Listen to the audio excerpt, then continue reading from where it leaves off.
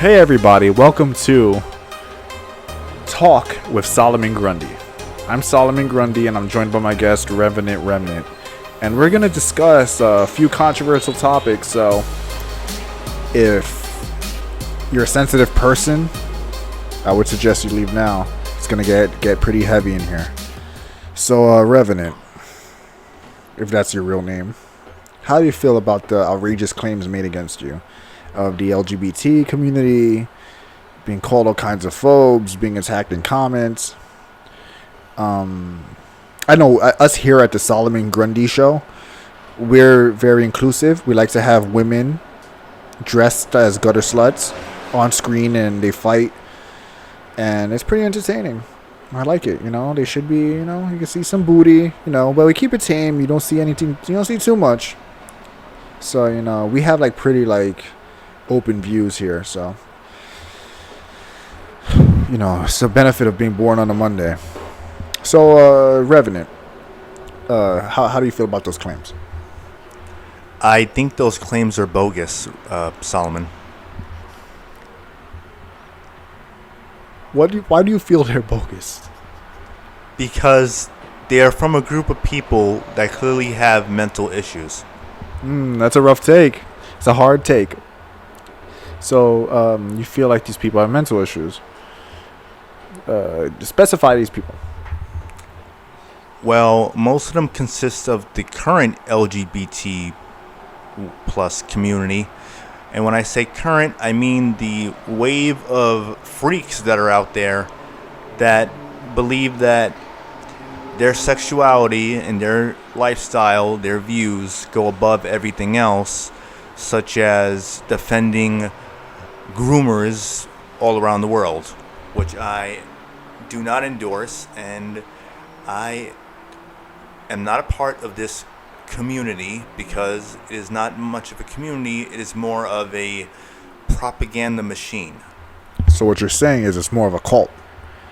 I mean, being born on a Tuesday, I was born on a Monday, but I was christened on a Tuesday. I don't remember. I have a zombie. My brain's rotting. I don't know anymore.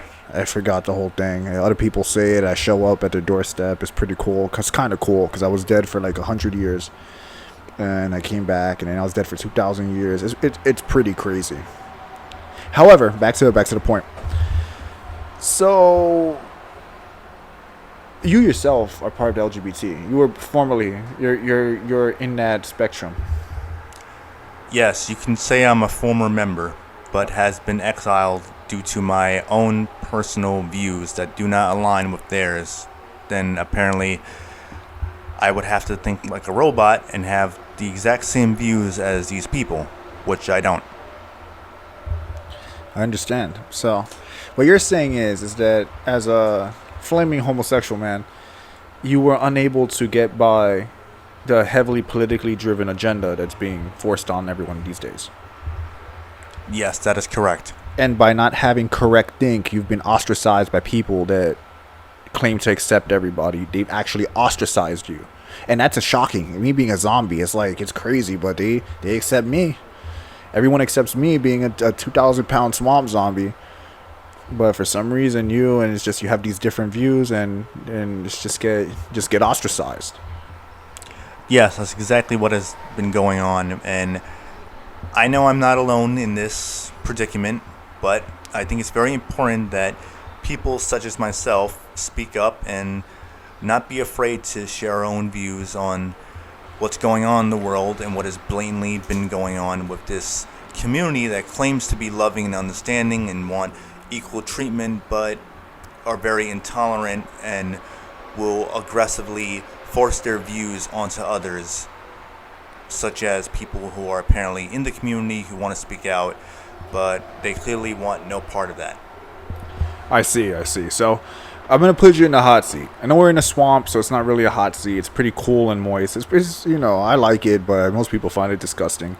It's whatever. But you're doing pretty good. You're a tough guy. You can handle the swamp seat. So I'm going to put you in the swamp seat. So this relates to the Saints Row reboot and your criticisms toward the game. Correct. And your issue is not with the people that want to enjoy the game or their own lifestyle choices. Your issue is that it's being shoved down your throat. And you don't like that it's shoved down your throat. And you think that a good story should take precedence over political agendas. Correct. That makes sense. So, even to me, I'm a swamp zombie. You know, it reminds me of when I fought that full Batman. And, sorry, it's going in my throat. And, you know, he came at me.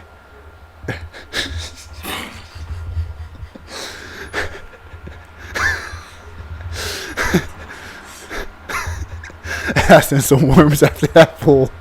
I sent about 1,000 worms after him. They blew up and did some damage, you know what I'm saying? So Batman went walking right for a few weeks, you know what I'm saying? Alright, anyway, yeah, I had to teach that fool a lesson. He was intolerant of me being a zombie.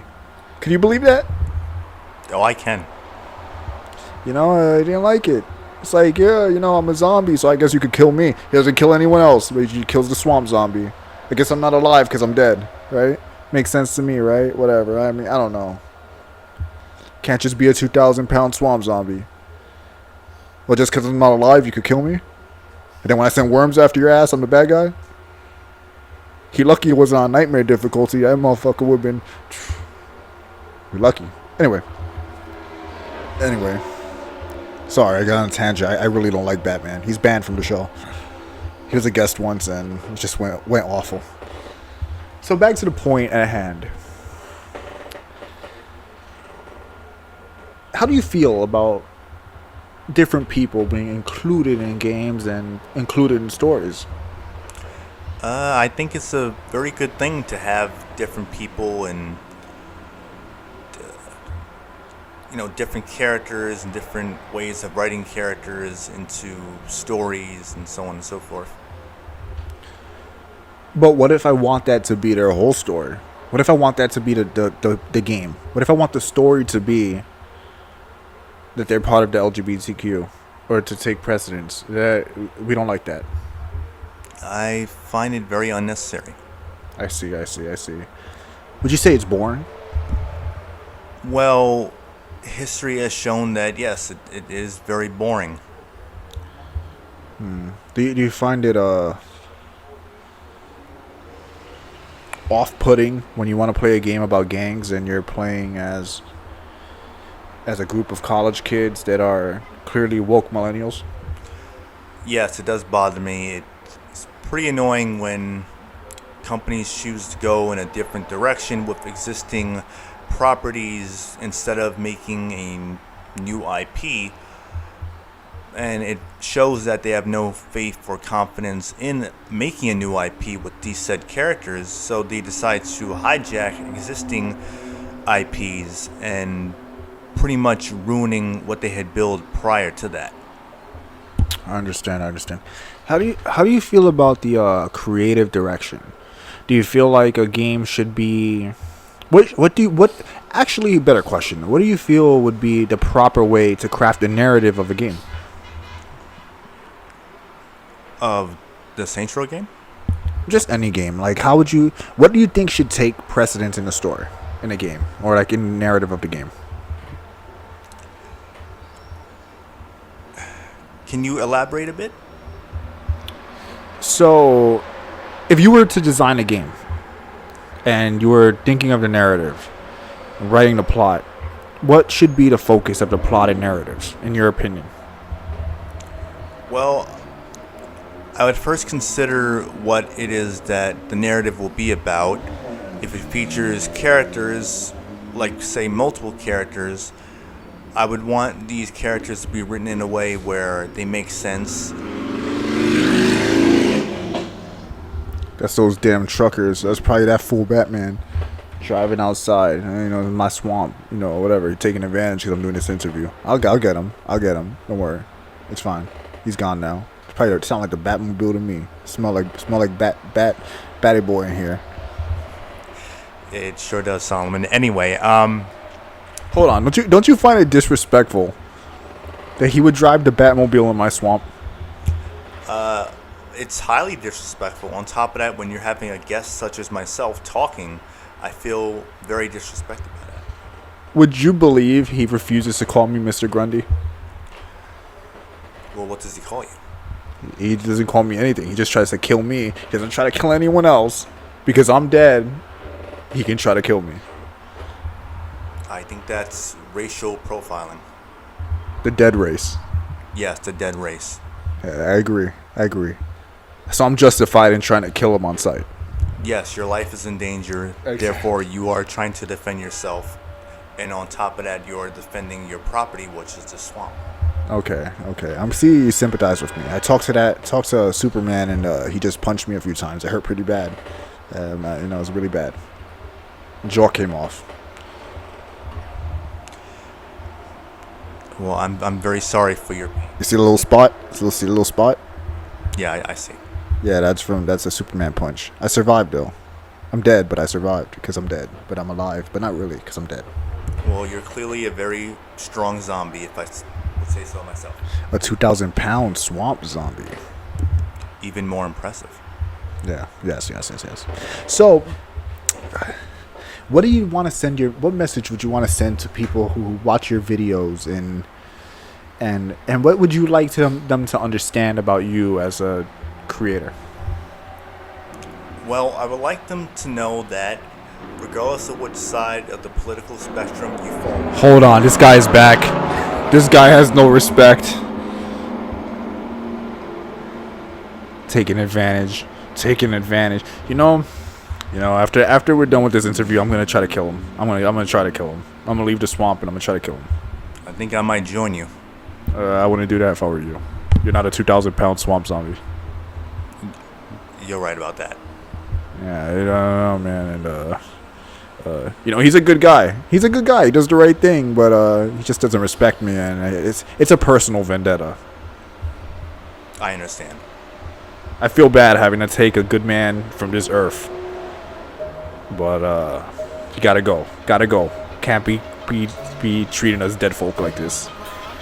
He kills everyone. He doesn't kill anyone. He doesn't kill anyone because it kills me, because I'm dead. He says, "Oh, he's dead already. I'll kill him again." Well, what if I'm alive but also dead? It's a 2,000-pound swamp zombie. Can't leave me alone. Shrek spitting. I understand Shrek. Want no one in his swamp. It's my swamp. I get it. Shrek ain't 2,000 pounds. He ain't a zombie, but he gets it.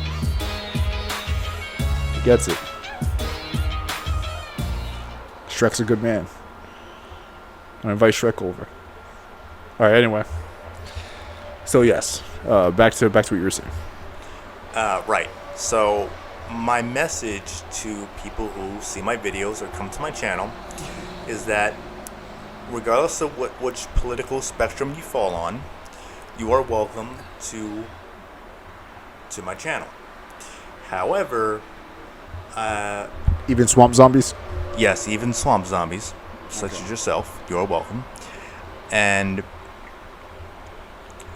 I think it's very important that, depending on the video that I have, where I speak about real life topics, such as politics and things of the nature, I think it's very important that we all have a very honest and civil conversation and not choose to act immature and then expect to have a civil conversation when the debate in the comments section is not going your way. So what I would say is, for those who do not want to have those type of conversations or just flat out refuse to listen to what I say, regardless of the length of the video or my verbiage, you don't have to watch my videos. You don't have to come to my channel. I would rather you not come to my channel, because I'd rather it not be infested by people who just want to run their mouth and feel superior when they have no arguments or nothing to stand on, and they just repeat the same verbiage over and over again like morons. However, to those that want to have a honest and real conversation and actually understand where I'm coming from and want to get their points across in the comment section, they're welcome to do so, and I appreciate it.